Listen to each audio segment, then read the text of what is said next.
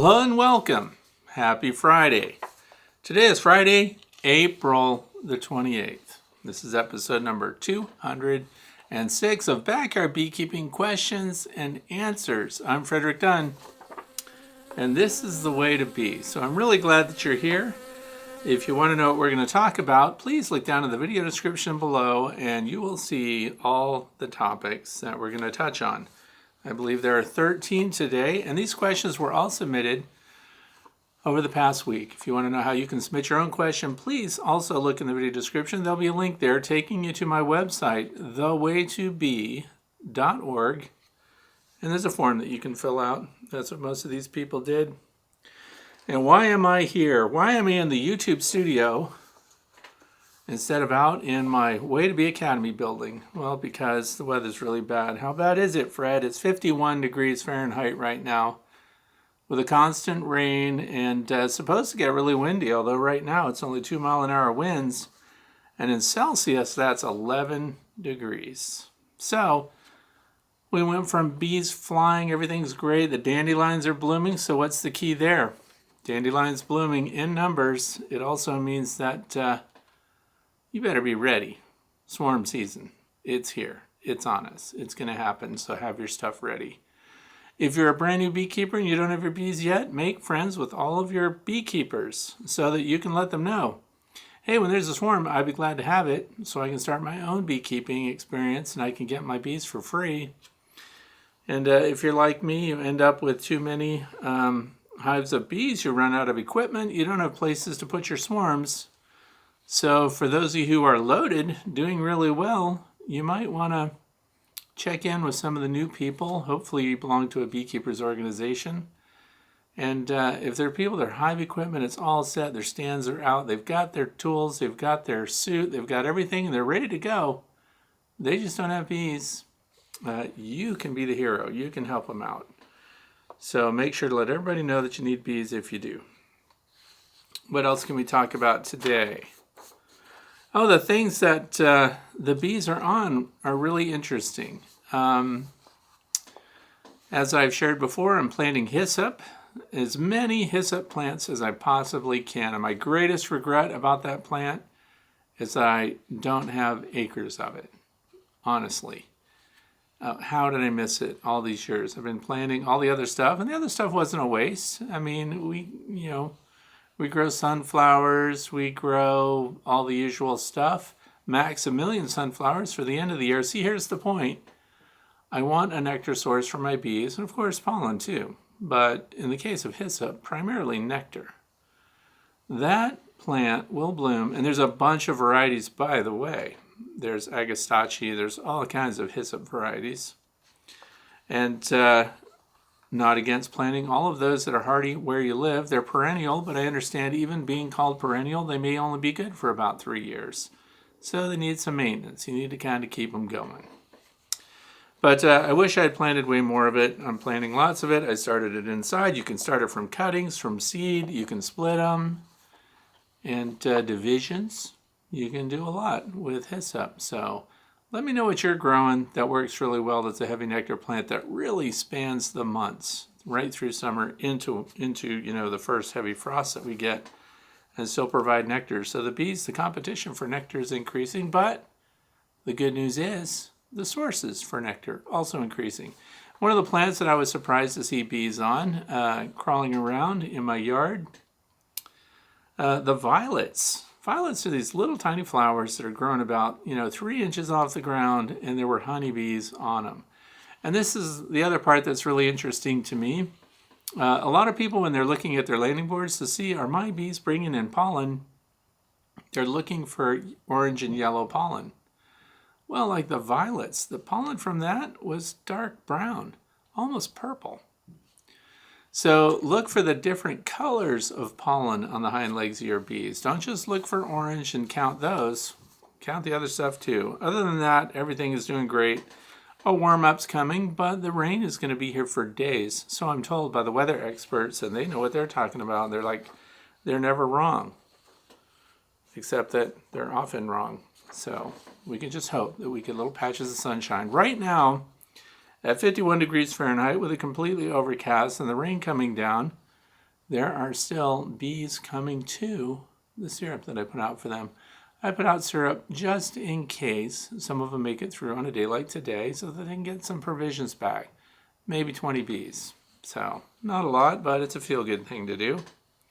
Let's get right into question number 1, which comes from Jeff. How do you sterilize your equipment, specifically your tweezers? Not saying it is necessary, but I'm guessing you've thought about it. And the reason the tweezers come up, and by the way, if you're a beekeeper, really fine-tipped tweezers are super handy for a lot of reasons, but I mentioned them because I was using them in my hyssop video where I was showing people how I started them, how I was growing them, and I was picking up the started seeds with these little tweezers.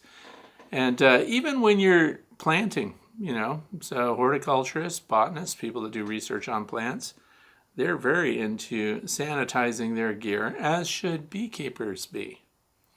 I don't think it's that critical to sanitize your equipment hive to hive all the time, but you can get ahead of that by, for example, keeping a flat hive tool in every hive so that each hive has its own tool.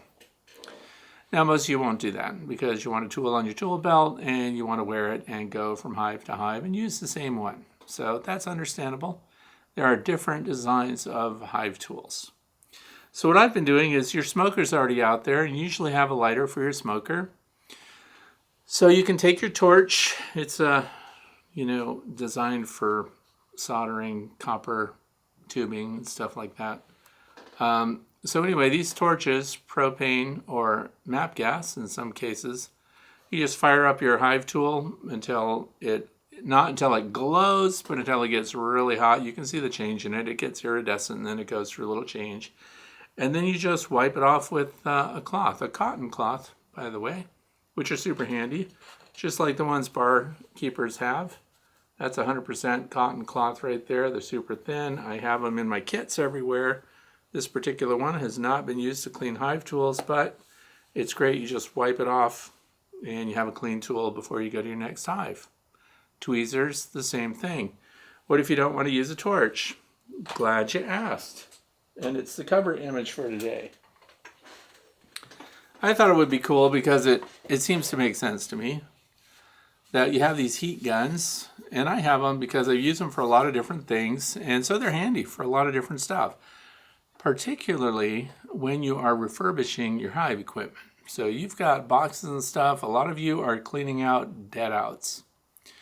And a lot of beekeepers use the torch I just mentioned, and they torch all the interior surfaces of their hive. Now, I don't know to what extent that is really valuable as a sanitization practice, because that's a surface burn, and when you get the surface really hot, it starts to char a little bit, and that's when they know they need to stop. But that's an open flame, and here's why I think about that, because there's propolis and there's beeswax and everything else on the surface. So I decided I would be using a heat gun. Now, this is the plug-in type, so usually here in the United States, 120 volt. But they make another version of this, super expensive though, that takes batteries. Now, I don't know. If you've got one of the battery ones, let me know how that works out for you, because that sounds convenient. But when you have your hive equipment in your bee shed, you've loaded on the back of your cart, whatever you use to bring your bee equipment around, and you're cleaning up those dead outs, we really want to heat up the wooden frames and everything else to the point of combustion. So you may be wondering, to the point of combustion, and by that I mean when it starts to turn brown. The fire triangle: heat, oxygen, fuel. Anyway, you may wonder, how hot do you have to get it? Over 300 degrees Fahrenheit in general to sanitize the surface. Now that's the surface.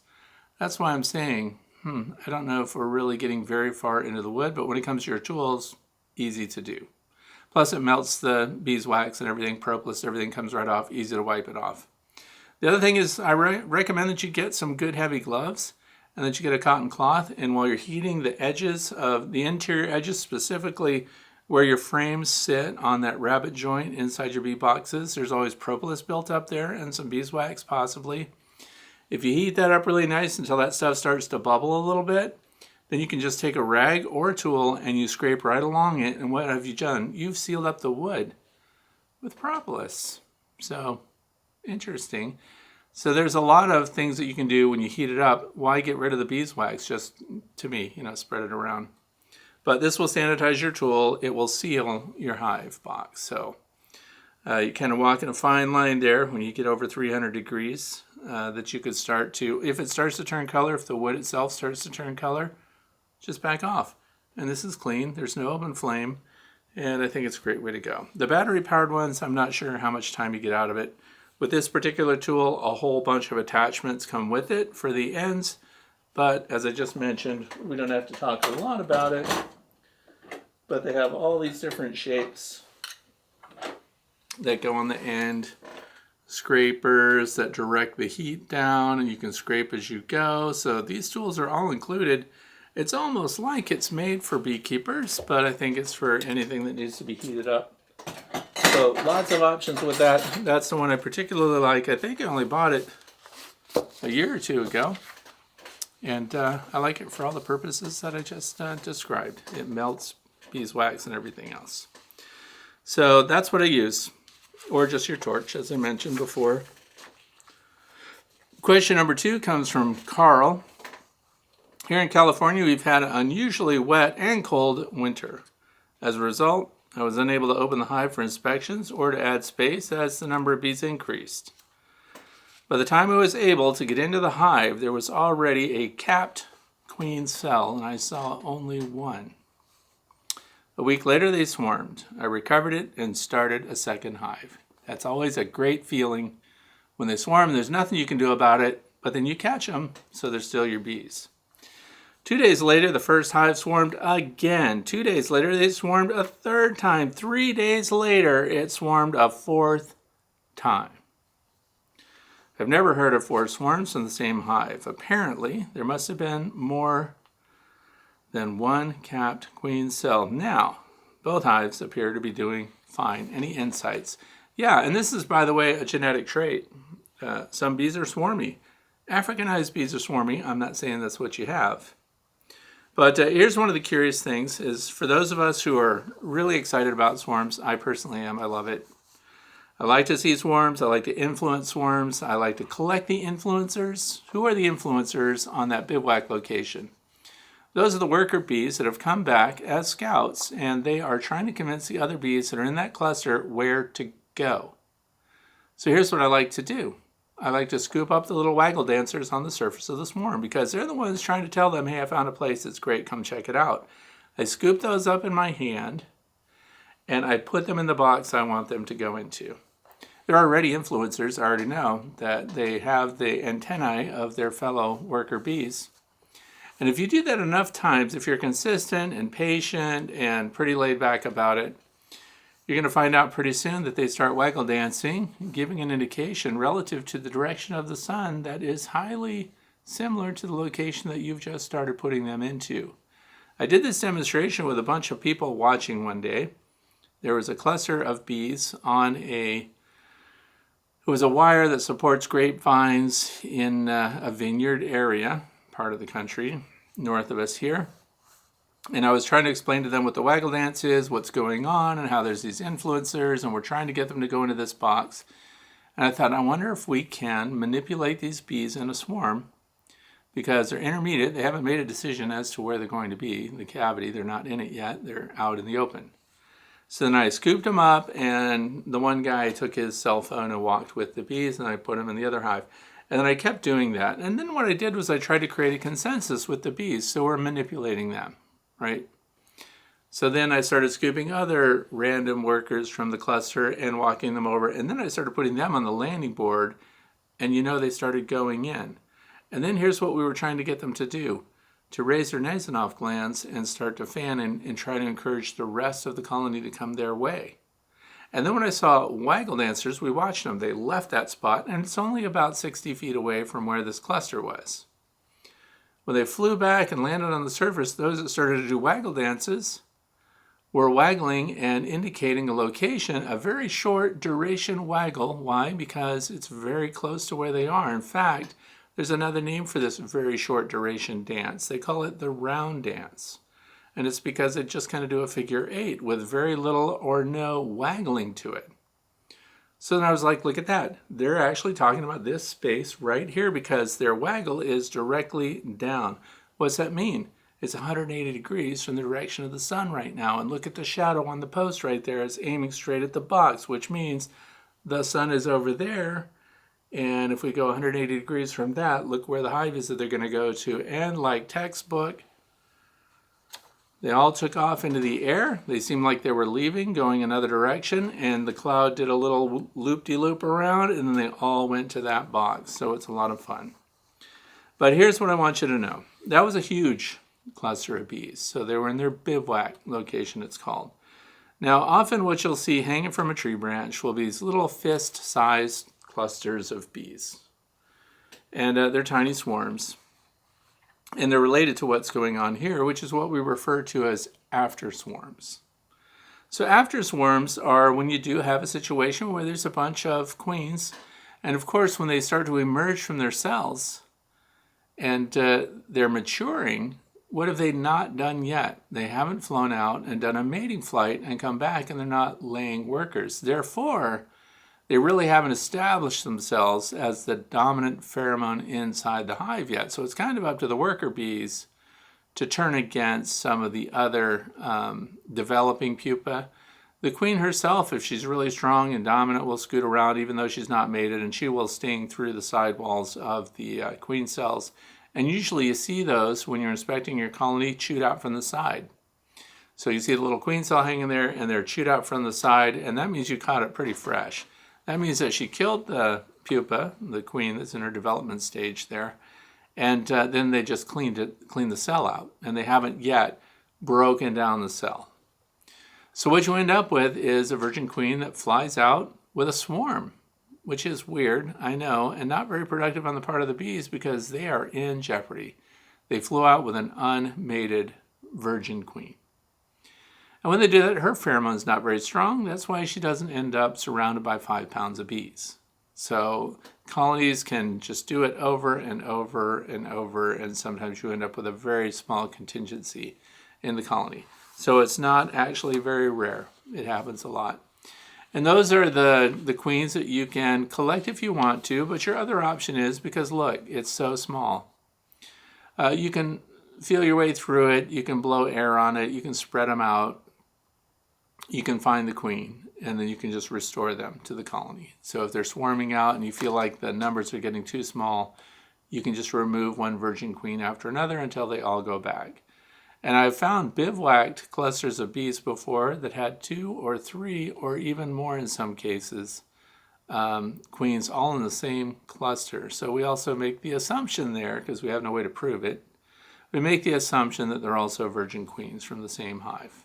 So remove the queen, the workers go back, and you don't lose them, assuming you still have other queens left to go. So I've tried it before. I haven't had a lot of luck with collecting those tiny clusters of bees, but now there are things out there like the Apame Queen Builder hive, which is a 7-frame nucleus hive that can divide and become 3 small units. So you can get away with grabbing a frame of brood and putting that in there with that one tiny cluster just to see if she makes it. But remember, she still has to complete a mating flight. So there's a big gamble there. But on the positive side, if you put them in a small nucleus like that and create just a 2-frame kind of queen finisher out of it, because there aren't enough, that's why we need some capped brood in there to start to bolster them. If down the pike, that queen is not mated, so you would check them again in a couple of weeks. And if there's no queen or eggs in there, then you know that she didn't get mated, it was unsuccessful. Now what do? Well, they're related to the colony that you just took them out of, so you just restore them. And you gave them a chance, didn't make it. That's the end of question number 2, but yeah, that can happen. The other thing you need to make sure of is that there's not some reason that they're absconding or that they're trying to get away from that hive. Make sure that all the conditions in the hive are as good as they possibly can be. So question number 3 comes from James in Clarksville, Tennessee. Watch with interest your pollen sub experiment. Question: is there any type of hive memory that would account for your bees preferring Ultra B because they are more familiar with that product? So you know what? That's really interesting. And what we were doing in the spring is we were trying to see what their preference was for dry pollen substitute powders. So we used Ultra B, which is something I've used for years. We used Mega B, that I got that from Better Bee. And then we used AP23, which comes from Dayton. And there had been recent scientific studies published that showed that the bees nutritionally, they found AP23 to be nutritionally superior to the other two. But they also hinted that the bees were more attracted to it. So I thought, easy backyard experiment. Put it out. And this is why this is interesting. And backyard experiments are never the final word, right? So you want to give them as many control parameters as you can so that you understand really what your bees are doing. That's why in the time-lapsed opening of the video where I talked about that, I even changed the positions during the day of Ultra B, Mega B, and then AP23. So to see if they were going to specific positions, and guess what they were following? Overwhelmingly, they followed Ultra B. So Ultra B dry pollen sub was preferred by the bees. Now that doesn't mean that's what the best nutrition was, but if your goal is to get as much of that into the hive as possible, then the one that the bees are attracted to would be significant. The other thing is, if we really wanted to carry out the experiment even farther, it would be to only provide AP23 or only provide Ultra B, and see if those that would have gone for Ultra B, for example, in the absence of the Ultra B dry pollen sub, see if they would have gone for Mega B. And I did not do those. So what I did was I offered all three at the same time. But if there was primacy, I highly suspect it would impact which one they go to. So, for example, there are no bees left over from last fall. So if I did a previous year study, you know, their memories are as long as the bees live. So in the spring, they did not have a memory of just Ultra B dry pollen sub. And I had never used AP23 and I had never used Mega B. So historically, I've only used Ultra B dry pollen sub around here. And again, it was just to see if they go after it. It's not because I felt like they really needed it. It's just fun stuff to do, experiments to do. And if you're teaching kids how to conduct an experiment, great way to do it. Sit down and talk about it and challenge each other. Well, why would this work? Why would that work? What are some of the parameters that might be variable? So we did know a few things about that. Dry pollen sub in the sun preferred by bees over dry pollen sub in the shade, no matter what kind it was. So as the sun passed over these three types, the bees avoided whatever was in the shade and went to whichever one. It didn't matter. Whichever one was still in the sun, that's where they went and got their dry pollen sub. So all conditions equal, they went for Ultra B. Number two, they went for AP23, and a distant third, they went for Mega B. So it was interesting. So actually, based on the studies that I read, though, the Ultra B should have been the third choice and should have been the least used or preferred by the foragers. So repeatability is part of science. So once we define those parameters, and once we know what we're testing, we also want to make sure it's all fresh every day, that we're not using stuff that's been damp or out overnight, for example, and in the exact same carton, so there's no visual difference in how it's being offered. So there are a lot of things we try to make it as constant as possible.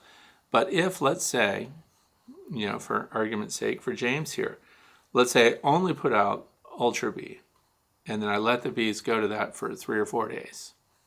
That means that that's the scent that is being carried by the bees when they're going back and they're bringing the dry pollen sub. They're doing the waggle dance inside the hive. Now inside the hive, it's completely dark. So what are they doing? They're smelling what this forager is bringing in. It's not bringing in nectar because there's no nectar associated with dry pollen sub. So it is only pollen that's coming in. It's only the protein. So those that approve of that and that wanted more of it, or the storekeeper bees or whatever decide that they want more of that and they're encouraging these bees to go back out, then they would be following that specific scent. And when they fly into the scent trail of the Ultra B dry pollen sub, they would come to that. So this would be an easy experiment to conduct in an area where you're in a pollen dearth. And then later you could add one of the other two. So you would add Mega B or AP23, and then see if they demonstrate a preference for the Ultra Bee, because that's what they found out in the hive that they were headed out for, and that's what they were scenting for. See? So it would make sense that then if you had one that was out ahead of the others, that they would then show a preference for that. And then of course, whichever one you added last would be the one that they had the least demonstrated preference for.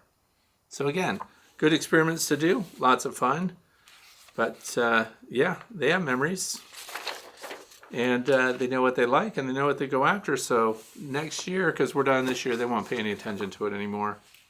Too much pollen coming in, plenty of pollen in the hives, whole frames full of pollen. And here's the best part. The pollen is a variety of colors, from olive green to tan to almost white to bright orange, Cheeto orange, all right next to each other. Because storekeeper bees inside the hive aren't the ones arranging the pollen. We're going to talk a little bit more about pollen today. But it's the foragers, after they've done their waggle dancing, if they do, they're the ones that are just finding an opening somewhere, and they're scratching the pollen off of their hind legs right into the cell themselves, and then the nurse bees come along and they finish it. So question number 4 comes from Brenda in Milwaukee, Wisconsin. Says, I baited one of my top bar hives to catch a swarm. If I catch a swarm, I want to requeen with a Saskatraz Queen. How long do I wait to requeen? And the best way to do it. Okay, I have questions for Brenda on this. So if you've got a swarm and you put the swarm in, this is a question I always have when somebody goes, yeah, I got a swarm. Now I can get rid of the queen, and now I can get a queen that I know the genetics of, like a bee weaver, or a carniolan, or whatever it is that somebody wants to keep. And in this case, it's Saskatraz. So then I just kill off the queen and install a new one. So my question is always, why not wait to see what they perform like? Why not wait to see how good they are? You're going to be waiting, you have a swarm in there, so you're a good period of time out before you're going to know, 30 days out before you really know the temperament of the hive, the traits of the hive, and all these foragers and how they're doing. And then you could decide, that queen is garbage. Now I'm going to replace her. There's nothing wrong with letting the swarm set up shop for you.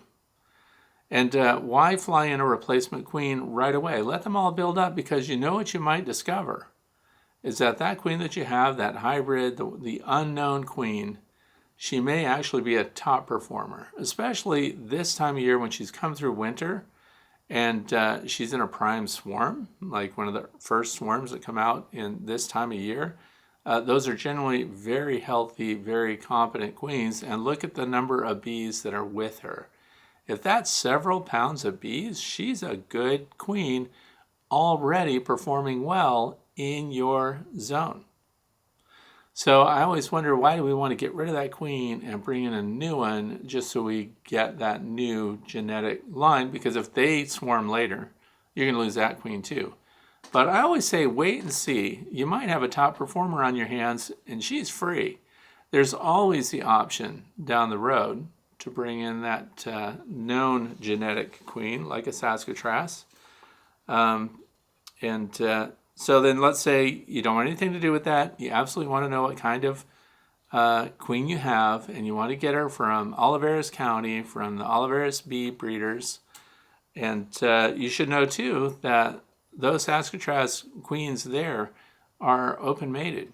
So you might get some genetic differences there. They're not straight Saskatraz mated with Saskatraz drones. So just food for thought there too. But so let's say, how long should you wait? Well, wait until there's brood. Wait until there are eggs and then there's open larvae. And so the bees are committed to that spot. And then, 24 hours into that, 24 hours before you install your queen, just to make it a little better, go ahead and get rid of the existing queen. But here's the risk. If you kill your current queen before the new queen comes in the mail, I'm assuming it's coming in the mail. So if you're going to get them, but you're in Milwaukee, Wisconsin, so I'm just going to guess they're mailing it to you. You don't know what the queen went through in the male. So if you're getting rid of your queen and installing a known queen that you're buying, you're kind of at risk, because if something happens to the queen, if she gets cooked in transit or something, she might not be dead. She just might be impacted in her fertility. So a lot of things can happen that you don't know about in transit. So I recommend at that point that you create a small queen nucleus, and you take the queen that made it, that was part of the swarm, and you put her in her own hive with some of the larvae that she started on her own. Just a frame or two. It doesn't have to be a lot. You got your new queen coming in, and then you can install her in the new colony. Again, play the wait and see game to see how well she performs. And once she has a nice clean laying pattern, they should have comb built and everything else. This new install of your swarm should have a constant supply available of sugar syrup. So just to keep them going, like right now it's raining everywhere. So if we had a brand new colony that was just hived, I would have sugar syrup on them just to make sure that they have the carbohydrates to keep going. So there are a lot of variables here, but my personal approach to that would be, and is, wait and see what they perform like and see if you even need a replacement queen. I only replace the queens with a purchased queen with a buy-in. If for some reason it's a big colony and I realize that they're queenless at an inconvenient time, that they don't have the resources to make a new queen, and that what'll happen in that case is they'll just start to dwindle through attrition. And we know that 3 weeks or more without a queen, they can start with the laying workers, and we have new challenges on our hands right there. So keep them and see would be my advice, but if you want to swap them out, that would be my preferred method. Question number 5 comes from Thomas Ballou from Germany. Munster. Oh, it's an umlauted U, so Munster, Germany. I hope I said that right. Someone on the Flow Hive forum suggested to add food coloring to sugar water you feed to the bees so you can tell it from nectar. Is that something beekeepers do? What are your thoughts on that, or did you ever try it? Okay, that's a tool. If you're feeding sugar syrup and you want to know where it's going, to put food coloring in it to see it stored in the cells. It's very distinctive. It's very easy to spot. Do I do it? No. One of the reasons that people do it, well, researchers do it because they want to see, for example, another backyard study, if you wanted to do it, would be to color the different consistencies of sugar syrup, 2 to 1, 1 to 1, and everything in between, and give them distinctive different colors. So yellow, green, red, and so on. And then when you look at the nectar stored in your super, you would be able to see distinctly what was being brought in from the environment and what was being delivered and put in the cells that the bees are bringing in from your sugar syrup feeders. And the reason that I don't do it is because when my supers are on, I don't feed sugar syrup to any of those colonies that have feeders on. That's why open feeding, all stop. So the couple of feeders that I have out right now, when we start supering hives ahead of their expansion so that they don't have their propensity to swarm, as soon as we start any of that and we're supering colonies, any open feeding stops. The only exception is for the bees that are as described before. If it's some kind of split that we made, if it's a small colony, if it's a queen builder, something like that, in hive feeding. And that way we control, what's going there, because that colony is never going to get supered. So the ones that are having supers put on, that's where it stops, and there would be no point in this experiment. So it's also another way to find out when you have different mixes and things that you're trying to test, see which colonies are collecting it, and see which colonies are storing it. You can satisfy this question that a lot of people you will hear say, that when there's a good nectar flow on, it doesn't matter if you open feed or if you put sugar syrup in the hives anyway, because they will stop drinking that in favor of flower nectar. And to that I say, no way. And that's because bees are opportunistic feeders, and if there's a high sugar content syrup out there somewhere, they're going for that, even though there are flowers with plenty of nectar on them. you would see a reduction in demand inside the hive for a colony that's bringing in a lot of resources, but they still are going to be mixing that sugar water with the nectar from the plants, and there's absolutely no way for people to know whether that honey was made from sugar syrup combined with plants, or sugar syrup by itself, or plants by themselves. Unless there are these people that can taste and smell the honey and know right away what the resource was, and they call those people a honey sommelier. So whenever there's going to be honey anywhere in the apiary that is going to be harvested for people or for yourself and jarred as honey, you should not have sugar syrup available to them.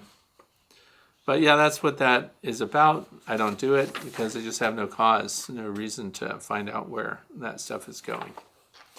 Question number 6 comes from Jim, Mount Pleasant, Pennsylvania. I drive truck at night and listen to the show almost every Friday. I followed your advice on only having one entrance and no upper venting with great results. However, the girl that has 2 hives in my bee yard leaves her bottom entrance wide open and has a screen top board with an elevated lid to allow airflow. My question is, when putting formic acid pads on, do I need to open my hive up a little to allow more airflow, or keep it as it would normally be? Because last year I did close it up like normal, and I thought I burned up my queen because after 2 weeks when I opened it up, there was no brood or larvae anywhere. Thankfully, they survived, and I fed them all winter with Hive Alive, and now they're busting loose.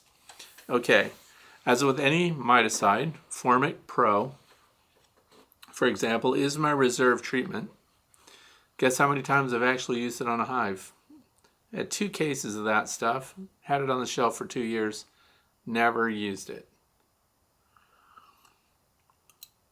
And the reason is because I got the varroa mites under control with other methods. But here's the thing, and this is what I'm going to tell you about Formic Pro, which has a 2-year shelf life.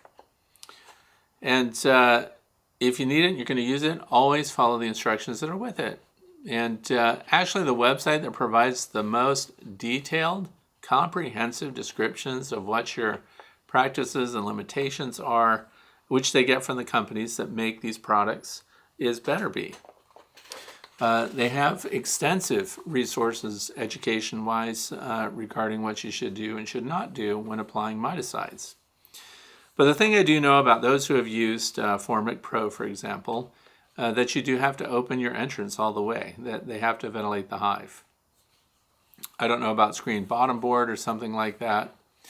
There's a lot of discussion around this. We're going to talk a little bit about that more because I have a guest coming up that I'm going to talk to from Penn State. And we're going to discuss that and other things, as well as practical control measures for varroa mites. But it's very common that you see a lot of dead bees after a Formic Pro treatment. It's also very common that queens are impacted by Formic Pro treatments. And yours in the long run actually worked out, was alive, it just, the brood was removed. So there's some evidence there, in my opinion, that with the absence of eggs and open brood immediately following the treatment, that somehow those were affected and the bees cleaned out those cells. And it wasn't that there was anything wrong with the queen, so she started laying again and you recovered over time. But that is a treatment. It is considered an organic treatment, by the way, so those who want to be organic, that want to avoid synthetics and things like that, which I highly endorse, avoiding synthetic treatments. You still end up, you can have organic, you can claim that you have nothing but organic treatments in your hive and things like that. But Formic Pro definitely requires venting. There's going to be some bees dying. It's not something you can do on a small struggling colony either. It could be the nail in the coffin because Formic is a powerful treatment. It's all by smell, and those odors, once you do it, you're never going to forget it. So I'm told, keep in mind, I haven't done it yet. And this year I didn't even buy a box of it because I figure if I get a high mite count after I've done oxalic acid vaporization, after I've done all my integrated pest management practices and I still have a big mite load, would I use Formic Pro? Yes, and I would use the dose that requires 2 pads at once, not the one after the other. And that's because, and you have both options, that's because I wanted to treat the mites that are under the pupa. So the capped pupa are not, exposed to a treatment with oxalic acid vaporization. That capping shields those rotten little varroa destructor mites that are hiding and reproducing in there from the treatment. However, when you use the double pack of Formic Pro, that's one of the biggest advantages, is that it knocks out the varroa destructor mites underneath the cappings in all of your pupa.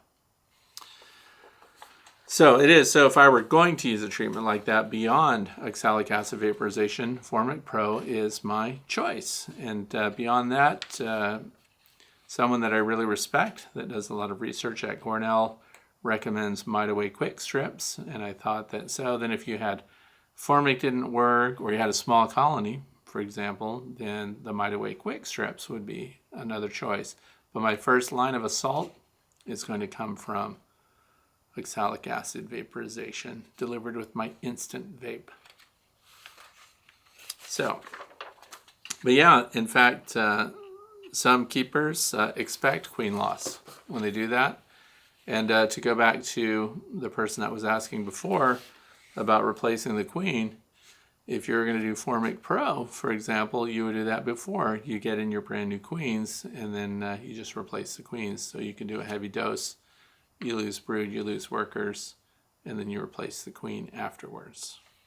Or maybe take your queen out and isolate her during that treatment period, but you risk, of course, taking varroa destructor mites with you. Question number 7, moving on. This comes from Vince from Illinois. Is that Metamora, Illinois? I don't even know how to say that. Anyway, it says, 2 weeks ago I found 2 Supercedure cells. This past Saturday, I did not see any eggs yet, so I waited until today and checked again. So for those of you who don't know, Supercedure is very different from a swarm cell. Swarm cells they're building queens, but it's usually around the edges, outside edges of brood frames. Supercedure means the queen died, something happened to her, she just wasn't performing well. They might have even killed her. I've had my bees turn on their own queen and chew her wings off. That's how much they hated her, until she could only walk out and fall on the grass in front of the hive. So then they needed to do a Supercedure, which means they didn't have time to build up and plan ahead and exercise the queen and get her ready. So none of the bees left with the queen. They stay there. They have a Supercedure cell, so they have a queen that's going to replace the one that they had before, and we don't necessarily know what happened to the other queen. And those come out of the middle of the field somewhere. So it's like they had an emergency, they chose a worker cell, they build out the worker cell, and they just develop a queen from that because they're in a hurry. So anyway, it goes on to say that today I found eggs, but again I found 2 Supercedure cells with royal jelly in them. Are they planning on superseding or swarming? So again, superseding, swarming, it depends on where they are, but any new queen could cause a swarm where the existing queen departs the hive. So if you know that you have eggs and that they're laying and that these are not drones, so if you know for sure that you don't have a laying worker, for example, which you probably wouldn't, but you make sure that those are real workers coming through, you could risk it and smash those cells. Or you can pull the current queen, and again, nucleus hive insurance policy. So there are a few cells with 2 eggs, but that could be the new queen. True, new queens, when they start laying, often produce multiple eggs in a single cell. And what do you think is happening? Well, that's my guess. I mean, it's not so much what I think is happening, but just to keep an eye on them to see what they do. And if you do find the queen, and I've also seen this, and here's why. Sometimes taking action and removing the queen, for example, because there are new queen cells coming up, is a risky venture. And that's because sometimes I've had it where they're building queen cells and the queen's there. And then I check less than a week later and all the queen cells are gone. They just dismantled everything. So we don't always know what's going on. That's why I'm always hesitant to kill a queen, take her away and store her somewhere, and then kind of see what pans out there. And if they don't successfully replace that queen, then we have her, we can bring her back. I'm going to say the same things over and over again. If you have a healthy queen that's developing brood and stuff like that, but they're making queen cells, this is a great way to make a split. Hive her in a tiny box, unless you want another colony and they're really big enough to take multiple brood frames with you. But this year, I'm leaning more towards just these 2-frame kind of queen housing situations. And that's because I'm going to be evaluating that Apame queen finisher, queen builder, 7-frame nucleus hive. I have a double-decker, so we're going to be working on that this year. And that's where I'm going to keep my insurance policy queens with their brood. And if they build up and they get bigger in that, and the other colony that we took her from does fine, and they replace their queens fine, and they start laying and they're building up, well, now we just have another colony.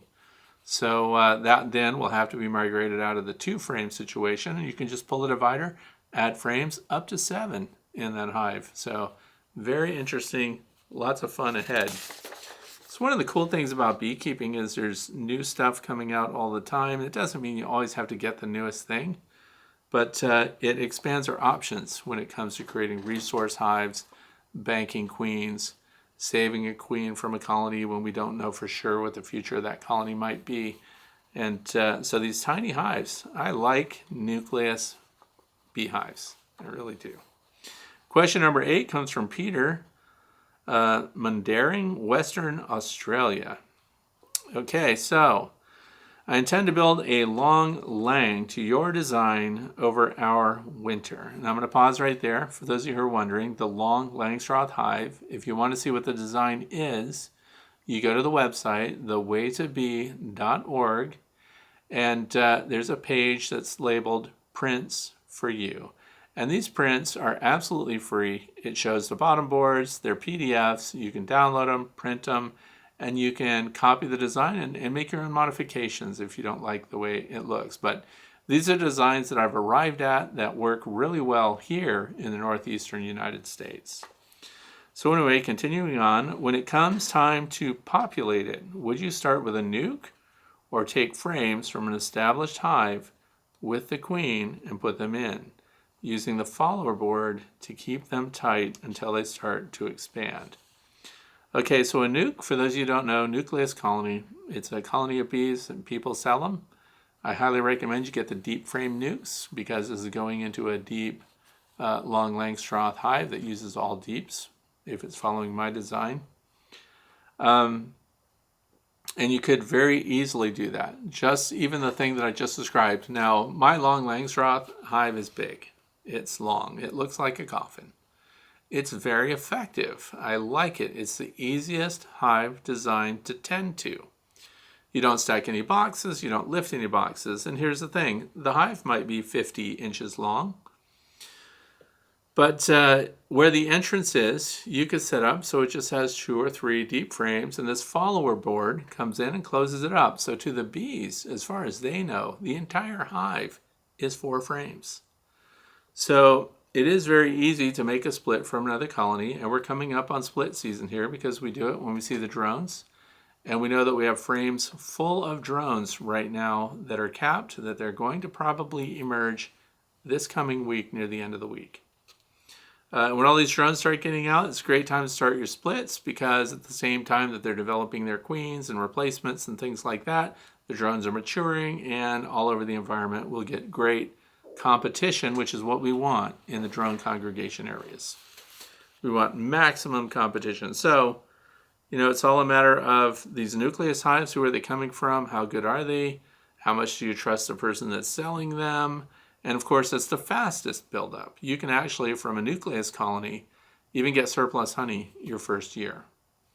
I've had surplus honey come from swarms the first year because they build up incredibly fast sometimes. But if you've got a really strong colony, you want to make a split, then there's nothing wrong with that either. Because I'm a backyard beekeeper, I don't have a bottom line to meet. I'm not trying to produce a bunch of honey by the end of the year. So for me, waiting it out, being patient, and I like to watch these little colonies become big colonies. It's very satisfying for me to see them make it. And again, when you put them in that small long lang, you put them in the small section of that, I would provide them with a rapid round feeder on top of that. So keep them going and let us know what you decide and how it works out. Follow-ups are fun. So question number 9 comes from Vicky from Maysville, North Carolina. Several weeks ago, you suggested that we compare the use of 1-to-1 syrup with Hive Alive fondant in our 2 March packages of bees. Thank you for that. We wound up offering both to each new colony, and both were enthusiastically consumed by the bees. We're really glad we did this, since the presence of the fondant helped on the rare occasion that we didn't add additional syrup to our rapid rounds in time. And it was easier for the bees to access some extra carbs. On a side note, we added sock tops to both rapid rounds, and it really helps. So putting the toddler socks on the center of your rapid rounds, for those of you who are wondering, that keeps your bees from falling in and drowning when they get pushed in by other bees. So now for another question. We were blessed with 2 swarms of bees adopting 2 of our 5-frame, 2-story nukes. Yay. And that's a great, swarm capture size, 5/5. But the only thing is, they are shedding a huge number of mites into their oil trays. The smallest of the 2 swarms shed 250 mites in just 5 days. That's an infestation, you guys. Is there something about the act of swarming that helps swarming bees shed their mites? We'll be treating with Apalive Far, thymol, since the instant VAP that we hope to get from Laura bees has yet to arrive. What? Rob has not shipped out your replacement? Anyway, I would check in with Rob to find out how long that's going to be, because being that these are swarms that you've collected, you have time. You've got 9 days, I understand. But you want to get a hold of him and see if he's shipping one out. And let us know what happens there. But see, because a swarm, if you put in Apalive Far and these other treatments, a swarm is in a delicate situation. And one of the problems, they are mite infested, by the way. That's a huge number of mites. I wouldn't play games with them at all. You have to treat for those mites. So, yeah, how annoying is that? But anyway, since the instant VAP, we hope we'll get larvae. Yeah, to arrive. So you're going to have to do the treatment and then monitor those mites on those, because that is a heavy load. I've never had...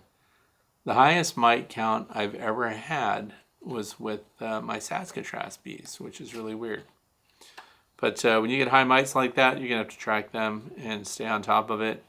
And I hope as they build up that you may be trying out that drone comb system for collecting mites, trapping them, and getting rid of them.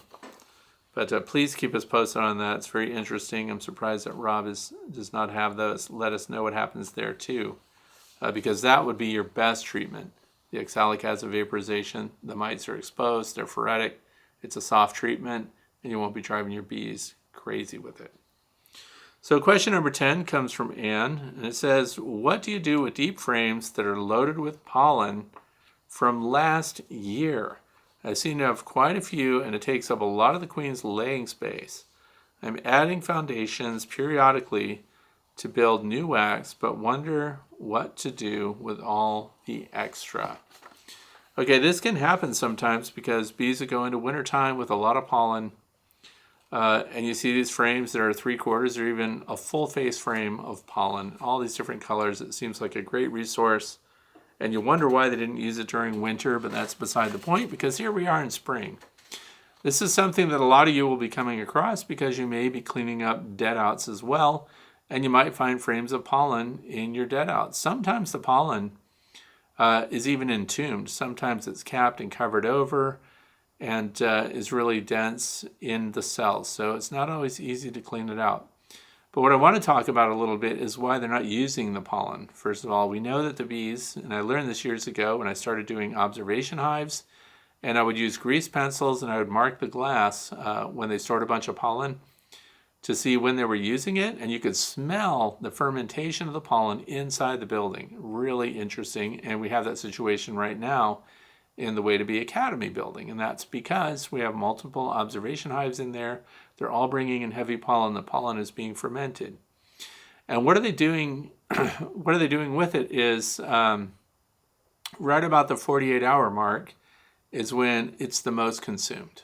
So, but then we can spread that out. So from 2 days up to 5 days, pollen is really popular with your bees. And there have actually been studies done on that, the nutritional value of the pollen as it gets even older, out to 10 days after it's been put in the cells. So probably explain a little bit of the process of that. Bees start processing pollen even while they're out foraging. That's how they get the pollen to stick to their hind legs. You'll see them run their forelimbs down their tongue. You'll see a little bubble of honey or nectar come out of the bee, and they use that to stick the pollen together, and they groom it back and they groom it onto their hind legs, and then it all sticks together. And that's why sometimes the pollen that's on their legs is much darker than the pollen that's on the plant that they're visiting, and that's because they're amending it already. So this process has begun. And when the bees are flying into the hive, it was one of the reasons early on that I wanted them to have solid bottom boards and not screen bottom boards years ago. And that's because I was observing the bees and I thought, wow, you know, some of them are just dropping the pollen off of their legs. They're not even getting it all the way in and putting it in the cells. And then you see these little balls of pollen laying on the bottom board or even on the entrance in some cases, on the landing board. And you see other workers licking it, and they look like they're about to work it, like they might collect that pollen. It seems to make sense. They would collect the pollen and they'll take it in for the bee that was in the field foraging that dropped their pollen, and then they'll make sure that it gets into a cell, but that's not what they were doing. They're licking it because it has that sweet, amended nectar or honey in the pollen, so they're trying to lick it. They're not going to collect the pollen and then somehow carry it in their mandibles and bring it up in the hive and store it. So pollen that falls on the landing board is lost anyway, so for those of you who are wondering if a screen bottom board causes them to lose pollen that they otherwise would get, because now we find it in trays. You find it in the trays of the the flow hives. I have pullouts on all of my observation hives, and you see pollen in there. They wouldn't use it anyway. So they don't pick it up and reconstitute it and put it up in there. So the other part of that is when they're in a pickle, like when the weather turns bad, like right now, and they can't collect new pollen, but they're brooding up, they start using up the pollen that's there. But when they don't need it, see, they get into wintertime and the brood gets smaller. And then by the time spring comes around, when they start building up their brood again, what are they doing? They're bringing in new pollen, so they don't touch the old stuff. This is why you end up with frames of old pollen. There's a second layer to that. Why does some pollen get ignored by the bees? Some of the pollen, depending on the time of year and the source of the pollen, can be loaded with pesticides. And for some reason, the bees figure out, these are the nurse bees, because they're the ones that are consuming the pollen and using it to feed developing larvae, right? So they start to avoid it for some reason, and then they'll even entomb it. And that's where we get this long-term stored pollen that none of the bees want to use. And guess what? It's not going to be used, because what's happening right now, they're bringing in fresh pollen. What do they prefer? Fresh pollen. Pollen over 10 days old, most of the bees don't even touch it. So that's pretty young when we think about the pollen. And the other interesting thing was they did evaluations scientists that did the research. 1-day-old pollen to 10-day-old pollen. And then they realized 2-day-old pollen, because it's been through fermentation, was nutritionally superior for developing brood. Now, was 3 to 5-day-old pollen more nutritious? In other words, if they develop brood from 2 to 5-day-old pollen, was that brood healthier, bigger, stronger, more productive than the brood that was reared from 6 to 10-day-old pollen? What do you think? No nutritional difference. So, but those are lab studies, and so they find that, well, they're just as good, so it's a matter of personal preference on the part of the bees. And they did not do this study on 20-day-old or 2-month-old pollen, for example, to see how viable that was for your bees. So this is something too that when people say, should I save those frames and put them in the freezer? And then when spring comes around, should I put those frames in colonies that need pollen that don't have it? So you could, but if there's pollen in the environment, the chances of them using the old pollen that you're providing are very slim. But that is one of the options that I'm going to recommend here. If you've got frames that are loaded with pollen from last year, these are in colonies that you know the history of, you know their health. If you've got new colonies starting out, you could pull those frames and swap them out for drawn comb and put them in their place. And the frames that have pollen on them, keep them adjacent to your brood production. So pulling them and giving them to colonies that are struggling, that are new, that are just starting out and things like that could benefit them, and they might clean it up. Now let's say they didn't do that. I'm going to go down my list of options for you. The pollen is in the brood comb. Brood combs are tough, so the idea of scraping it off and rendering the wax sometimes isn't very appealing either because, for example, my brood boxes get used for brood and nothing else, and it's very fibrous and no fun to try to scrape and harvest honey from. So cleaning them up, you could swap out the frames with new if you wanted to. The second step I do is I like to use power washers, and I can wash away, depending on how high I power up the power washer. I can wash off the comb and everything, or I can just wash out the cells. So the other thing I do is I lay out all of my garden hose. So I have 200 feet. I have 4 50-foot segments on my garden hose. That's because it has to reach everywhere.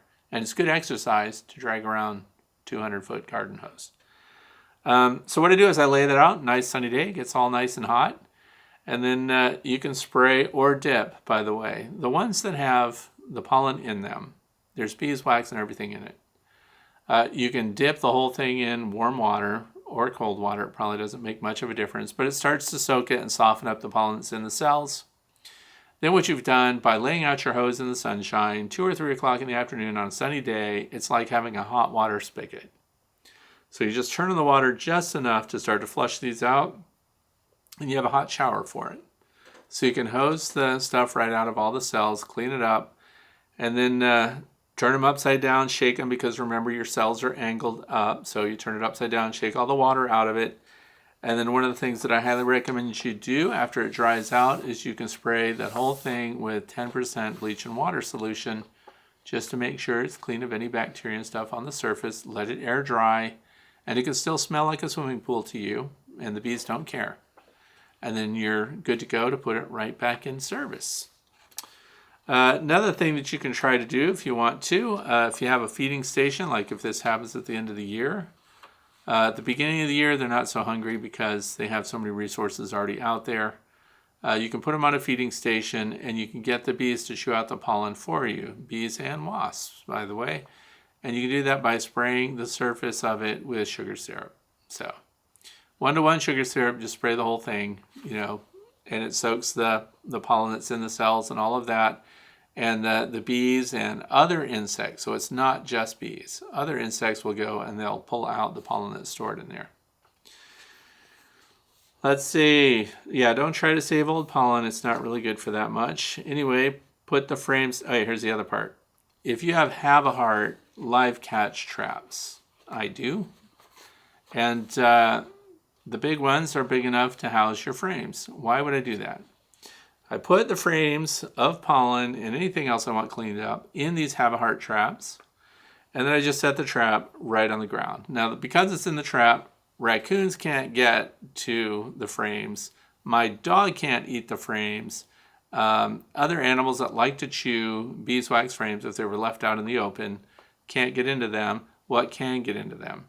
Ants and other insects. So those will also clean out the cells for you.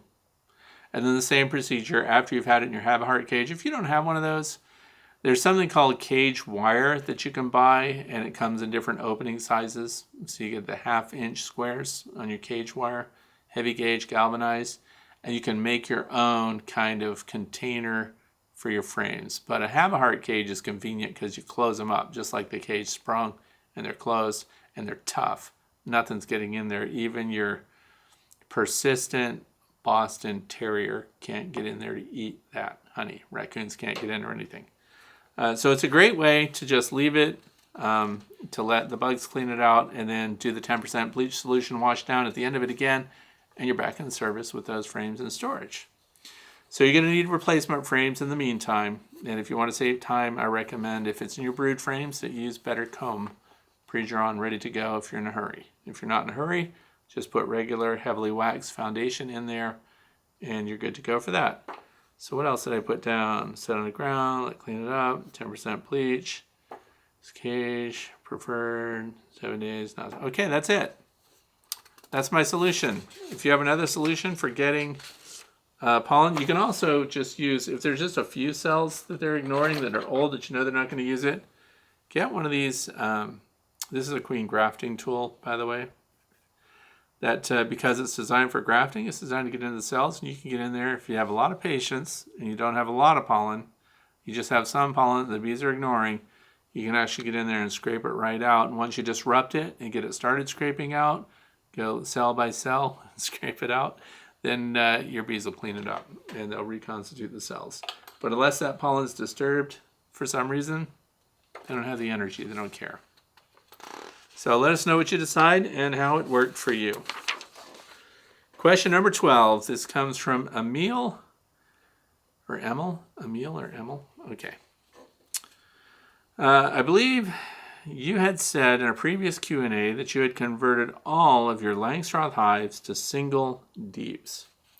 I'm contemplating this as well and was wondering what a potential downside would be. I imagine that one potential downside would be that single deep hives may have a higher tendency to swarm since they can run out of room quickly. Is this true? And are there other downsides? Okay, so this is my configuration. Bottom board, slatted rack, single deep brood box. Once that single deep brood box is in full production, that means 6 out of 8 frames or 8 out of 10 frames, depending on the size of the hive that you're using. Then I put on a medium super. That is my entire standard box configuration. Deep brood box, medium super. But, and this follows Dr. Thomas Seeley's Darwinian beekeeping practices, and he stops there, okay? And the reason he does that is because he wants the bees to swarm frequently. The more frequently they swarm, the quicker they adapt. The more generations there are, the more localized stock you're developing. That's the premise. That's what the thought line is. The other thing is the colonies don't get so big, therefore the varroa mite production is not so big, and honey yields are at an all-time low. So the honey that you get off of hives like that, you might get a quart or a gallon a year surplus honey from a hive that's configured that way. So I hybridized what Dr. Seeley recommended, and I maintain that deep brood box and the medium super, which gets filled with honey and partial brood in some cases. Then above that, those are honey supers, and I do super beyond that. So you'll see 3 and 4 boxes. I don't go higher than that though. Once they fill the 3rd medium super above that brood box, that's kind of where I stop. And if they build their numbers up at that point and they want to swarm out, then I let them do it. And I collect the swarm and I rehive those. That's why I went from 10 colonies of bees to 22 colonies of bees. So I was just talking with my son this week that I want to draw down on that. So I want to start giving away, I'm going to start loading up his yard with some of my beehives, and his neighbor Dave is going to get some of those bees. So, and that's what happens. So they'll swarm out. This results in brood breaks. This results in kind of a natural varroa mite control.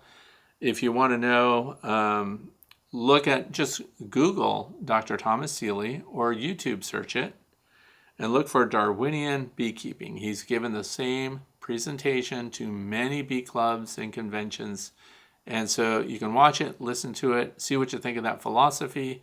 And just like anything else, with all the beekeepers sharing their information and practices on YouTube, you can piecemeal it. You know, you nitpick at the little bits and pieces that you think will work well for you And then you put those into practice until they succeed or fail.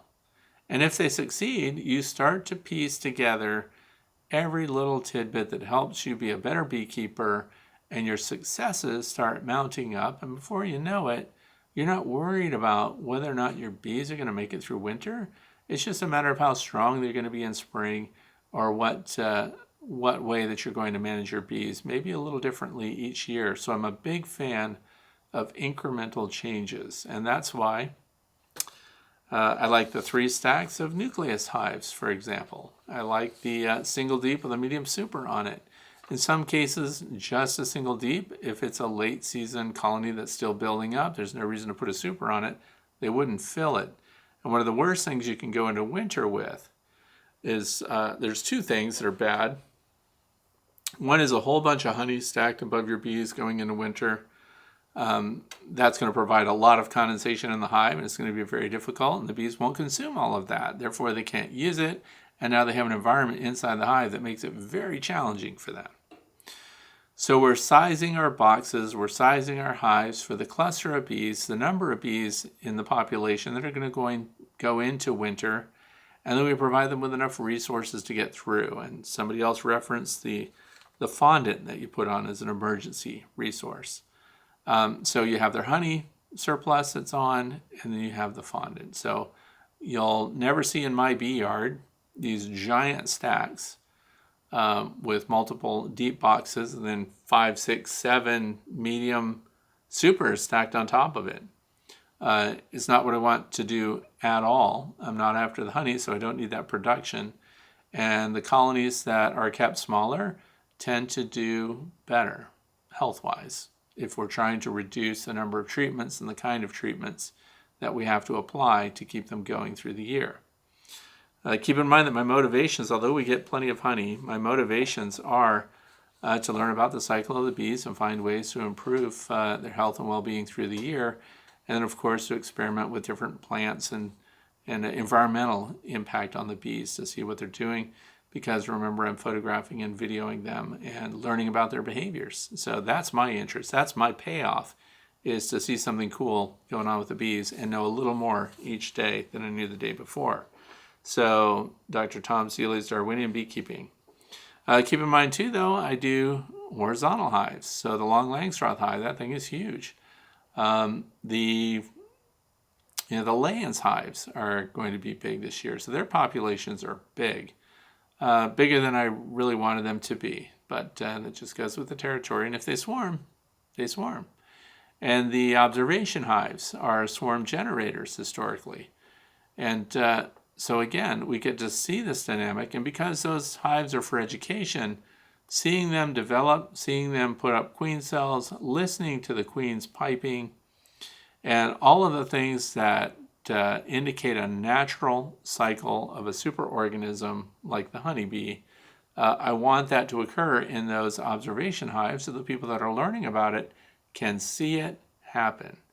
If they never swarmed, they would never see those developments and that natural cycle through the year of a superorganism producing another superorganism. So that's why, and that practice would probably change if I were in the business of getting honey, for example. Okay, so that's it. We're in the fluff part of today. So I'm going to start right off with the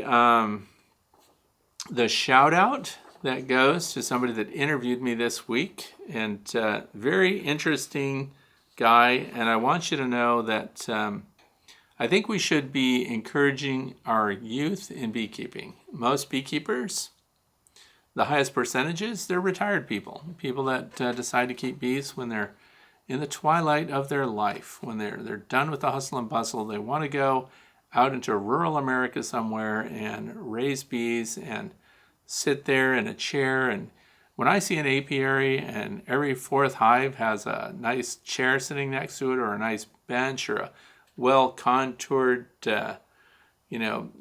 bench up against a tree or something, then I think, yeah, that's the point of keeping bees. Sit out there in a shade tree in the summertime and watch your bees come and go and just listen to them. That's what I like to do. But anyway, supporting our youth. So not everybody should be an old retired person. And if you've never heard of Grayson, his YouTube channel, and I'm going to link this down in the video description, or you can just look for it on YouTube. It's Wildwoods Honeybee Farms. Now, what's interesting about Grayson is he's really doing this stuff on his own, it seems. And very sharp guy. And I asked him during the interview that he did with me how old he is, and he's 13 years old. And that's amazing because I'm thinking back, when I was 13, I was in 7th grade, blah, blah, blah. What was I doing? He's a very sharp beekeeper. He's on top of it. Not just that, he's ambitious. I saw him at the Hive Life conference down in Sevierville, Tennessee. And he was going around, like a social media guy, which is what he's doing. But he's keeping bees and he's serious about it. So I think it's great when we can offer our encouragement for people that are doing stuff like that. He had very good questions. He was a very good interviewer. We talked about a lot of stuff, but my shout out today is for Grayson at Wildwoods Honeybee Farms. Please go there, click on his latest video, show your support. If you like what he's doing, then you could subscribe. We have a handful of young beekeepers, but if he's doing this well at 13, I can only imagine what he's going to be like if he stays with it at the age of 23. So, just doing fantastic. So anyway, another thing which is kind of fun. A couple of episodes ago, I showed a piece of fine artwork. By the way, it's in this classified book right here. I have to keep it safe because I never know, and somebody might try to steal it.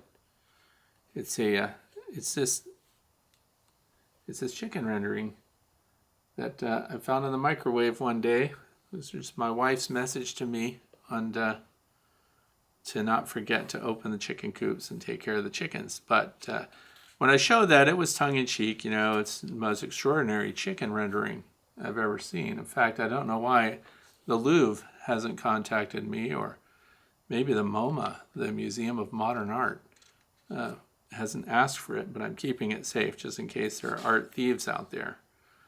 But people said stuff like, hey, I'd get that if that was on a coffee cup. Hey, why don't you put that on a shirt and stuff like that? So this is what I did. So now it's become kind of an ongoing joke here. But now, as of yesterday, it's on a shirt. It's on t-shirts and sweatshirts.